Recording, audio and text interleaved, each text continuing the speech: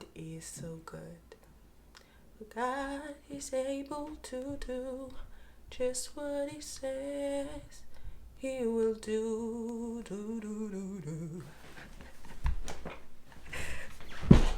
Hello à tous, j'espère que vous allez bien. C'est Yumina ici et bienvenue sur ton podcast. Bienvenue sur ton podcast chrétien. Cette semaine, je vous retrouve avec une nouvelle vidéo et je vais vous parler en fait de croissance spirituelle ou de croissance en général dans tous les aspects de votre vie. Et il y a un concept en fait précisément dont je vais parler aujourd'hui, c'est la combinaison. Donc j'ai appelé ça la combinaison et vous allez peut-être vous retrouver dans mon histoire. Il faut savoir que moi au début vraiment je vais pas dire au début de ma vie chrétienne, c'était vraiment des années après ma conversion à Christ. Ce que j'ai remarqué en fait, c'était des sortes d'inconsistances ou d'irrégularités dans ma relation avec Dieu. Donc il y avait des saisons où franchement j'étais en feu pour Dieu, je chantais sa présence tout le temps, j'avais des révélations mais constantes, des révélations sur ma personne, sur d'autres personnes, etc. Vraiment dans beaucoup de détails et j'écrivais ces choses-là, etc. J'avais beaucoup aussi de temps merveilleux d'adoration avec le Seigneur, de temps de méditation, de temps d'intimité profonde avec lui. Et puis après, c'est comme si la vie me rattrapait. Les études, la famille, les gens, l'école, l'église, etc. Et je me sentais en fait submergée, je me sentais... comment dire, je me sentais lourde en fait et j'avais plus ces moments d'intimité profonde avec Dieu, j'avais plus ces moments de fellowships, oui ces moments d'intimité, ces moments de relation avec Dieu, ces moments seul à seul avec mon Seigneur et c'était un peu comme ça sur plusieurs mois, donc des hauts vraiment magnifiques et puis après des bas et puis des hauts et puis des bas et ça me remplissait de frustration parce que je me disais mais comment est-ce que les gens arrivent, comment à prier tous les jours à la même heure le matin, à la même heure le soir, à avoir des vies régulières en fait, parce que même mon horaire de sommeil était bizarre. Il y avait beaucoup d'irrégularités dans beaucoup d'aspects en fait. Et ce n'est que pendant mes vacances dernières en 2020, ce n'est que pendant mes vacances dernières que j'ai eu en fait cette révélation, cette épiphanie par rapport à ce que je vais appeler la combinaison. Dans la parole de Dieu, quand on parle de croissance ou quand on parle même du royaume de Dieu en général, le concept de semence et de moisson revient très souvent. On a étudié par le passé, donc dans des vidéos précédentes par exemple, la parole du semeur avec le cœur de pierre, etc. Je sais que je reviens beaucoup avec cette vidéo, mais c'est une révélation qui m'a vraiment beaucoup édifiée. Donc, le concept de semence et de moisson revient très souvent quand il s'agit du royaume de Dieu, quand il s'agit de plusieurs principes spirituels. Et il faut savoir que en ce qui concerne la croissance, c'est la même chose. Le Seigneur parle de semence, il parle de moisson, il parle de personnes qui doivent porter du fruit. On parle même du fruit de l'esprit. Donc vraiment tout ce qui est arbre, graines, germination, voilà, croissance, fruits, etc. C'est ce qui caractérise vraiment notre processus de croissance en ce qui concerne notre vie chrétienne. Donc ce que j'ai appris en ce qui concerne la combinaison, c'est qu'il y a un set de choses ou un ensemble d'actions à poser, un ensemble de choses à faire qui conditionnent notre croissance, donc qui nous permet de grandir ou de rétrograder par exemple. Quand vous allez au McDonald's ou dans des fast-food, il y a un combo. C'est-à-dire ça peut être burger, frites, j'ai pas faim, ça peut être burger, frites et soda. Si vous enlevez le soda, c'est plus un combo, il y a le prix à part. Si vous enlevez les frites, c'est plus un combo, il y a le prix à part. Quand vous prenez les trois ensemble, ça fait un combo et on vous donne le prix du combo en fait. En ce qui concerne la croissance spirituelle, il y a un combo pour grandir spirituellement. Et ce qui est même le plus choquant, c'est que quand on arrête de grandir spirituellement, on ne se rend pas compte. Quand on commence à rétrograder, on dit souvent, oh, les gens rétrogradés, ils ont rétrogradé. Mais des fois, tu ne te rends pas compte que tu es en train de régresser. C'est une chose à la fois. C'est une prière qui saute dans la journée. Donc, tu pries une fois par jour maintenant. C'est une méditation qui saute. Après, 2 méditations par semaine. Et puis après, petit à petit, jusqu'à ce que tu te retrouves dans un état, en fait, où tu remarques que, attends, j'étais plus là où j'étais, en fait. Et ça fait quelques mois si tu analyses bien. Donc la rétrogradation ou le fait de rétrograder, le fait de reculer, qui est en fait ne plus grandir spirituellement, c'est pas si évident dans les premiers jours en fait. C'est pas si évident. Là maintenant, c'est-à-dire tu es arrivé à un temps T, tu remarques que j'ai arrêté de grandir. No, that's not how it works. Sometimes, et très souvent en fait, c'est un effet de surprise. Mais le truc c'est que Ce n'est pas arrivé du jour au lendemain, c'est des actions qu'on a pu poser, c'est des choses qu'on a arrêté de faire qui nous ont conduit à cet état de non-croissance spirituelle, de stagnation. Mais clairement, il n'y a pas vraiment de stagnation à partir du moment où tu arrêtes de grandir. À partir du moment où tu ne grandis plus, ben, tu commences petit à petit à arriver vers la fin, en fait, à reculer petit à petit. Et c'est comme ça que ça se passe dans le royaume. Quand il s'agit de notre croissance spirituelle, il y a des actions que nous devons poser, ce que j'appelle la combinaison, et j'y viens, mais il faut qu'on comprenne en fait le contexte. Il y a des actions que nous devons poser, que nous avons la responsabilité de poser pour pouvoir assurer cette croissance-là. Et quand je réfléchissais, je me dis, mais Seigneur, est-ce que c'est vraiment biblique? Parce que ta parole dit aussi dans Marc 4 que quand la semence, le royaume de Dieu est comme un homme qui a planté une semence. Et quand, que ce soit le jour, que ce soit la nuit, peu importe, lui, c'est pas comment la semence grandit, mais elle grandit. Donc c'est comme si quelque part, une fois que la semence est entrée en terre, c'est pas de notre chef en fait. Nous, on n'a rien à faire pour qu'elle grandisse parce que tu dis que le processus là, c'est au-delà de notre force, c'est au-delà de notre capacité. Nous, on ne doit être que planter, ou du moins la semence ne doit être que plantée. Et le fait de grandir et de porter du fruit, c'est un autre processus à part. Et je me dis, mais Seigneur, donc si c'est ça, donc est-ce que nous vraiment on a quelque chose à faire par rapport à ça? Ou est-ce que vraiment les actions qu'on pose là conditionnent réellement notre croissance? Quel est le rôle que nous-mêmes on doit porter? Quel est le rôle que nous-mêmes on doit avoir dans notre croissance spirituelle? Et le Seigneur m'a envoyé dans 1 Corinthiens 3:6 qui dit, cette parole dit, j'ai planté, Apollos a arrosé, mais c'est Dieu qui a fait croître. En sorte que ce n'est pas celui qui plante quelque chose, ni celui qui arrose, mais Dieu qui fait croître. Amen. Donc en fait, il y en a qui plantent, il y en a qui arrosent. Les hommes ont la responsabilité de planter et d'arroser. Mais c'est Dieu qui fait croître. Donc quelque part, évidemment, on ne peut pas porter du fruit sans Dieu. C'est Dieu qui dit, je suis le cep et vous êtes quoi? Les sarments. Il faut être connecté à lui. Donc si on plante comme on veut, on arrose comme on veut, on ne portera pas de fruits. Parce que c'est Dieu ultimement qui fait croître. Il faut qu'il y ait cette action de Dieu-là pour que nous puissions croître et porter du fruit. Amen. Donc en ce qui concerne la combinaison, c'est-à-dire il faut prêter attention à ce qui marche. Si vous avez fait des études en gestion comme moi, il y a un principe ou pas un principe, ou c'est on va dire un processus qu'on appelle PODC.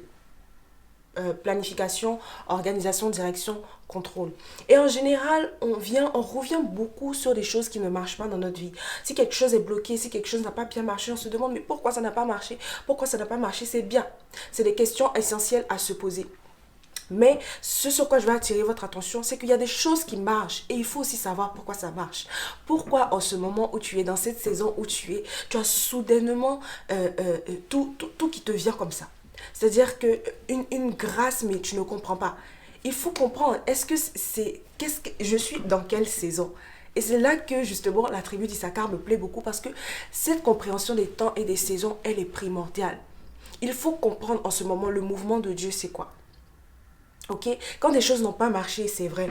Il faut y retourner, il faut se poser des questions. Il faut vraiment avoir ce contrôle, ce feedback pour voir ce qui n'a pas marché et faire mieux. Et c'est là que justement, par exemple, le bilan annuel de l'année fait son entrée parce qu'il faut regarder à 2020, mais qu'est-ce qui n'a pas marché? Seigneur, tu m'as dit telle ou telle chose, pourquoi c'est pas arrivé? Qu'est-ce que je devais faire que je n'ai pas fait? Et comment pouvoir m'améliorer? En ce qui concerne la croissance spirituelle, pareil.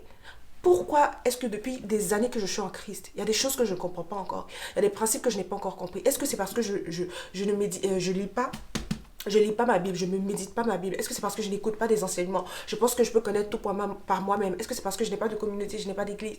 Est-ce que c'est parce que je ne prie pas assez ou je ne prie pas bien, par exemple? Donc, il y a plusieurs choses qui peuvent nous aider, qui peuvent nous aider à comprendre pourquoi certaines choses de notre vie ne marchent pas. Mais quand des choses marchent, surtout spirituellement, il faut savoir pourquoi on marche. Il y a des saisons où je grandissais, vraiment je fleurissais dans les choses de l'esprit. Je sais que par exemple, il y a plusieurs dons qui étaient en train de s'améliorer, qui étaient en train de s'approfondir. Et je ne savais pas en fait pourquoi. Et je ne savais pas, je ne cherchais pas à savoir. Jusqu'à ce que, comme je dis, mes vacances dernières, je me pose des questions.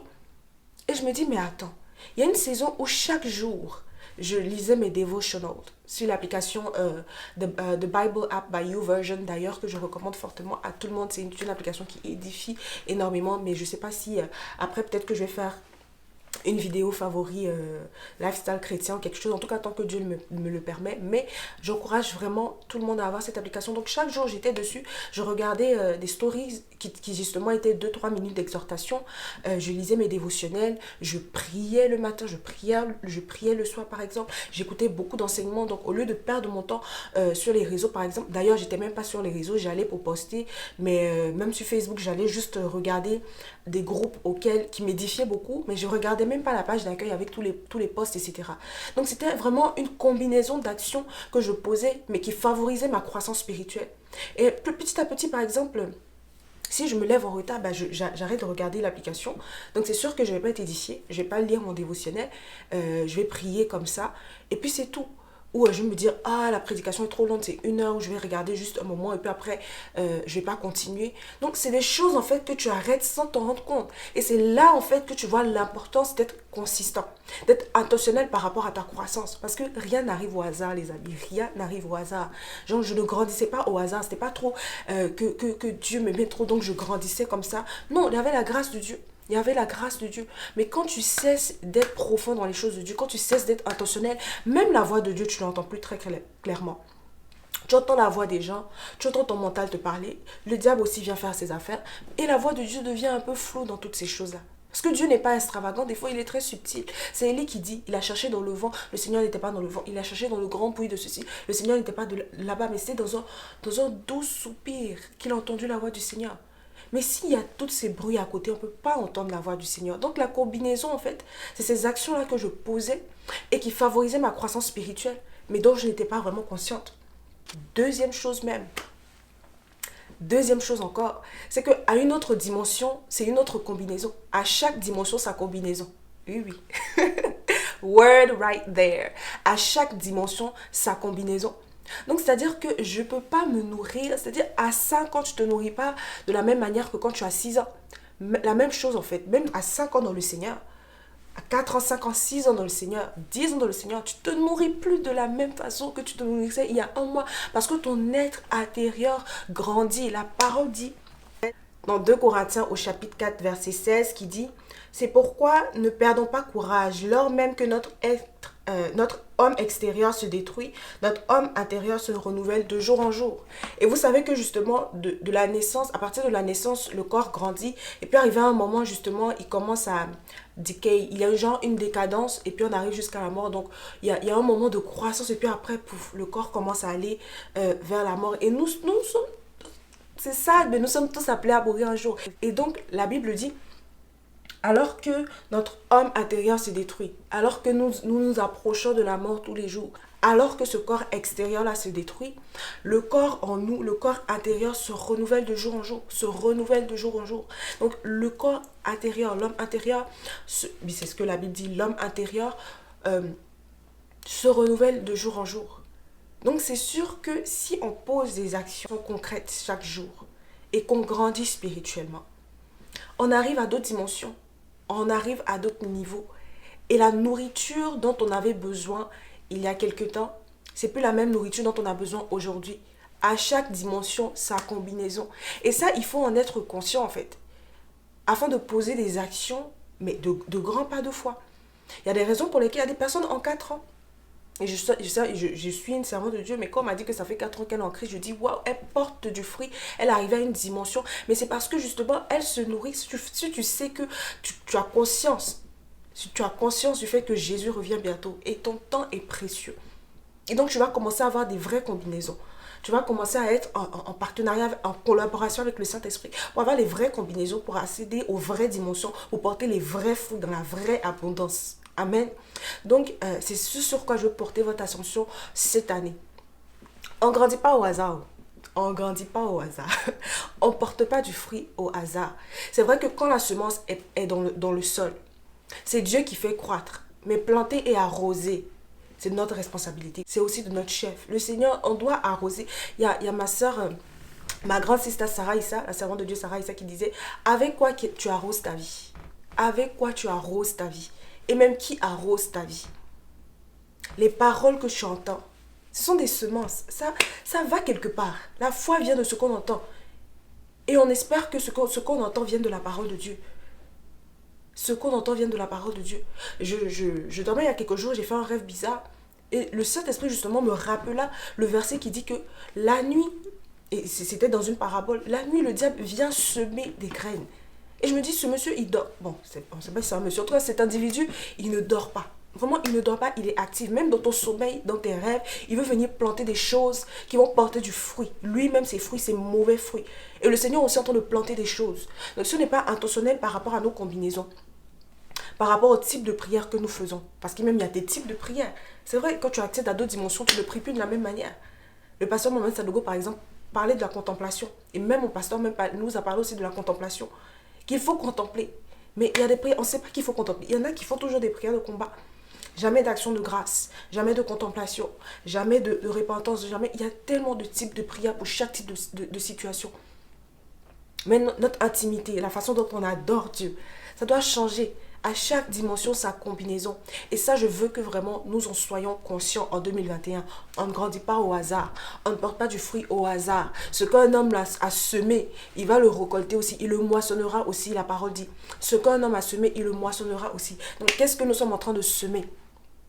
Et je pourrais vous mettre un extrait de la prédication de mon pasteur, mais ça m'a vraiment édifié sur les différents types de semences et la moisson, par exemple. La semence de la générosité. L'honneur te donne l'accès. Le service t'ouvre à la destinée.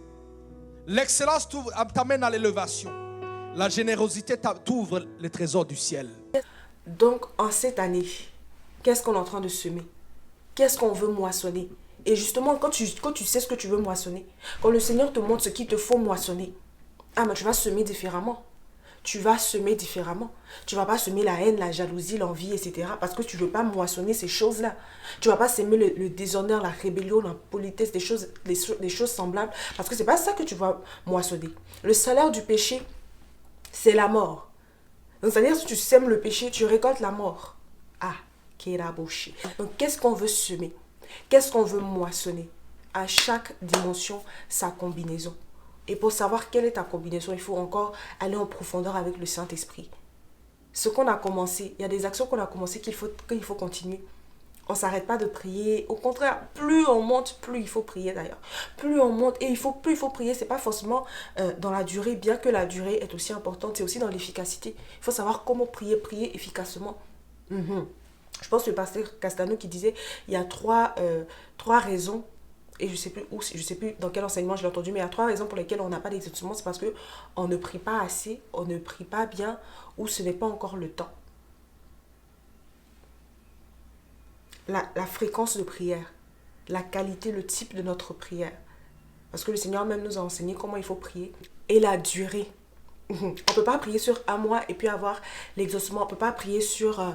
je sais pas moi, 2 mois. Bon, si, il y a des choses pour lesquelles le Seigneur fait grâce. Mais ce que je veux dire, c'est qu'il y a la durée en fait. Les actions qu'on pose, il faut être consistant. Et je sais de quoi je parle. J'étais inconsistante dans beaucoup de choses. Et je comprenais pas en fait. Je comprenais pas pourquoi il y avait ce retard, ces incompréhensions, ces inconsistances, ces irrégularités. C'est parce que moi-même, je semais l'inconsistance, l'irrégularité et la confusion, le mélange, la désorganisation. Évidemment, ce que je vais récolter, ce n'est rien d'autre en fait. Le pommier donne des pommes. On dit on le reconnaîtra par les fruits. Donc si tu as une vie désorganisée, si tu as une vie mélangée, si tu as une vie inefficace, c'est parce que toi-même tu es désorganisé, tu es efficace. Les fruits que tu portes, malheureusement c'est l'état de ton cœur. Et Dieu merci, en fait ça te donne une indication sur les points sur lesquels tu dois travailler, sur les points sur lesquels tu dois grandir. Amen. Donc, on doit vraiment apprendre, on doit vraiment se laisser diriger par le Saint-Esprit. Et je veux vraiment prier pour nous en cette saison. Merci Seigneur pour cette parole d'édification que tu nous as donnée, cette parole d'exhortation. Merci parce que tu nous fais comprendre qu'il y a des combinaisons qui favorisent notre croissance spirituelle. Seigneur, donne-nous, Papa, de porter attention et d'être conscient des actions que nous faisons bien. Pour des bonnes choses qui arrivent dans notre vie, Seigneur, aide-nous à comprendre le pourquoi, afin de pouvoir continuer à faire ces actions-là, Seigneur, qui portent du fruit dans notre vie, que nous puissions être conscients de chaque aspect de notre vie, de chaque action que nous posons qui constitue la combinaison gagnante, Seigneur, pour notre croissance spirituelle, que tu puisses nous accorder, Seigneur, d'être consistants dans la durée, d'être consistants et consistants dans la durée, Seigneur, afin de pouvoir porter du fruit, non seulement cette année, mais dans les années à venir. Merci pour la sagesse que tu as relâchée. Je prie que ce soit une semence dans le cœur de mon frère et de ma soeur, et que cela puisse porter du fruit en son temps. Au nom puissant de Jésus que j'ai prié. Amen. Donc que le Seigneur vous bénisse, que le Seigneur vous édifie, que le Seigneur vous remplisse de son esprit. Et on se retrouve la semaine prochaine pour une autre vidéo. D'ailleurs, je vous le rappelle encore une fois que à partir de la semaine prochaine, donc du lundi 11 janvier, il y aura une nouvelle émission qu'on va appeler une parole d'exhortation qui sera d'environ de 5 minutes chaque lundi pour pouvoir vraiment poser une semence de Dieu, une semence biblique en vous, pour pouvoir vous exhorter, vous édifier par rapport à différents sujets. Donc j'espère que cette petite émission sera une bénédiction pour vous et chaque jeudi, tant que Dieu nous le permet aussi, on aura justement ces moments de sagesse partagée, d'études bibliques et d'autres contenus créatifs pour votre bien, pour votre édification et pour la gloire de Dieu, pour l'avancée du royaume. Donc que le Seigneur vous bénisse. Bye.